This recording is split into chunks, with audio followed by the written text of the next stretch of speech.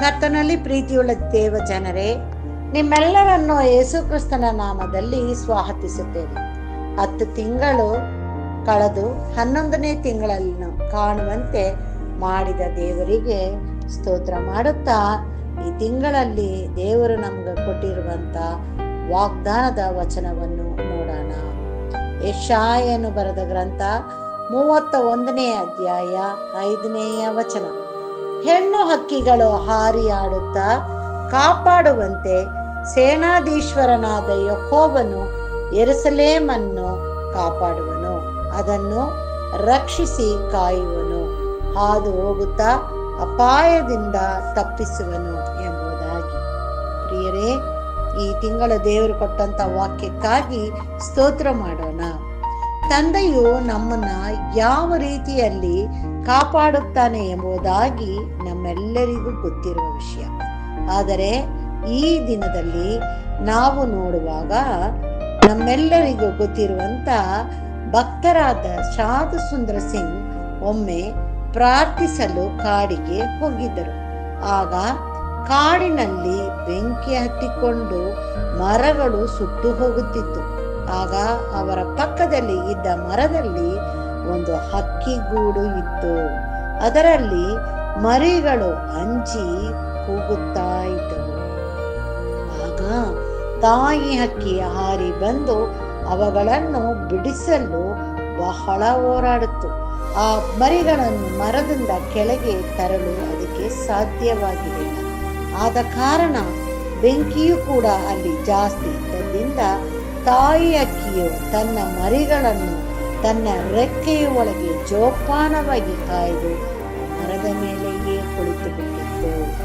ಆಗ ಬೆಂಕಿಯು ಕಮ್ಮಿಯಾದಾಗ ಆ ಗೂಡು ಕೆಳಗೆ ಬಿದ್ದಿತ್ತು. ಆಗ ಇವರು ಅದನ್ನು ಹೋಗಿ ನೋಡುವಾಗ ಮರಿ ಹಕ್ಕಿಗಳು ರೆಕ್ಕೆಯೊಳಗಿಂದ ಹೊರಟು ಬರುವುದನ್ನು ಗುರುತಿಸಿದರು. ತಾಯಿ ತನ್ನ ಪ್ರಾಣವನ್ನು ಕೊಟ್ಟು ತನ್ನ ಮರಿಗಳನ್ನು ಕಾಪಾಡಿತ್ತು.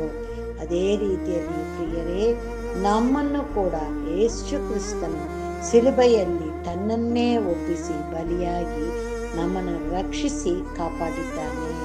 ಹೌದು, ಅದು ಮಾತ್ರವಲ್ಲ, ನಮ್ಮ ತಂದೆಯು ನಮ್ಮನ್ನ ಕಳೆದ ತಿಂಗಳಲ್ಲಿ ನಾವು ಎದುರಿಸಿದ ಎಲ್ಲ ಕಷ್ಟಗಳು, ಸಮಸ್ಯೆಗಳು, ಅನಾರೋಗ್ಯ, ಇಂಥ ಎಲ್ಲ ಅಪಾಯದಿಂದಲೂ ನಮ್ಮನ್ನ ರಕ್ಷಿಸಿ ತಪ್ಪಿಸಿ ನಡೆಸಿದ್ದಾನೆ.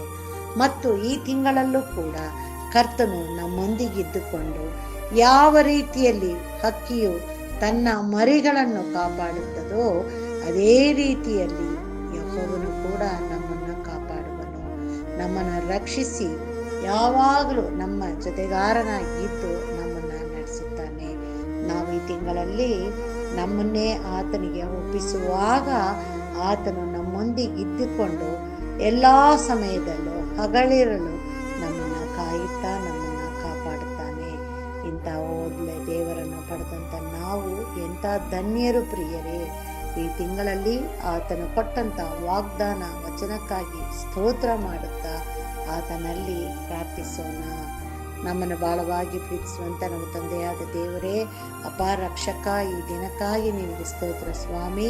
11ನೇ ತಿಂಗಳು 1ನೇ ದಿನದಲ್ಲಿ ನಿನ್ನ ಸನ್ನಿಧಾನದಲ್ಲಿ ಬರುವಂತೆ ನೀನು ಕೊಟ್ಟಂತ ನಿನ್ನ ಕೃಪೆಗಾಗಿ ನಿನಗೆ ಸ್ತೋತ್ರ ರಾಜ. ಅಪ್ಪ ತಂದೆಯೇ, ಕಳೆದ 10 ತಿಂಗಳು ನಮ್ಮನ್ನ ನೀನು ಕಾಯ್ದು ಕಾಪಾಡಿದೆಯಲ್ಲಪ್ಪ, ಅದಕ್ಕಾಗಿ ನಿನಗೆ ಸ್ತೋತ್ರ. ಜೀವದಾನ ಮಾಡಿ ನಿನ್ನ ಮಕ್ಕಳಾಗಿ ಜೀವಿಸಲು ಕೃಪೆ ಕೊಟ್ಟಿದ್ದಕ್ಕಾಗಿ ನಿನಗೆ ಸ್ತೋತ್ರ ಕರ್ತನೆ.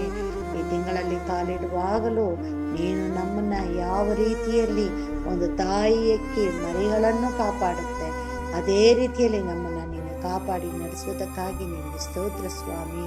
ಈ ತಿಂಗಳಲ್ಲಿ ನಾವು ನಮ್ಮನ್ನೇ ನಿನಗೆ ಒಪ್ಪಿಸುತ್ತಾ ನಿನ್ನ ಕೃಪೆ, ಕನಿಕರ, ದಯೆ, ಪ್ರೀತಿಯಿಂದ ಕರ್ತನೇ ನಿನ್ನನ್ನು ಕೊಂಡಾಡ್ಲಿಕ್ಕಾಗುವಂತೆ ನಿನ್ನ ಪರಲೋಕದ ಜ್ಞಾನವನ್ನು ಕೊಟ್ಟು ನಮ್ಮನ್ನು ಆಶೀರ್ವದಿಸಿ ನಡೆಸು ಎಂಬುದಾಗಿ ನಮ್ಮೆಲ್ಲರನ್ನು, ವಿಶೇಷವಾಗಿ ನಿನ್ನ ಮಕ್ಕಳಾಗಿ ನಿನ್ನ ಸನ್ನಿಧಾನದಲ್ಲಿ ಬರುವಂತ ಪ್ರತಿ ಒಬ್ಬೊಬ್ಬರನ್ನು ಕೂಡ ನೀನು ಆಶೀರ್ವದಿಸಿ ನಡೆಸಬೇಕೆಂಬುದಾಗಿ ನಮ್ಮ ರಕ್ಷಕನು ಒಡೆಯನೂ ಆಗಿರುವಂತ ಯೇಸು ಕ್ರಿಸ್ತನ ಮುಖಾಂತರದಲ್ಲಿ ಬೇಡಿದ್ದನ್ನು ಹೊಂದಿದ್ದೇವೆ ತಂದೆಯೇ, ಆಮೇನ್.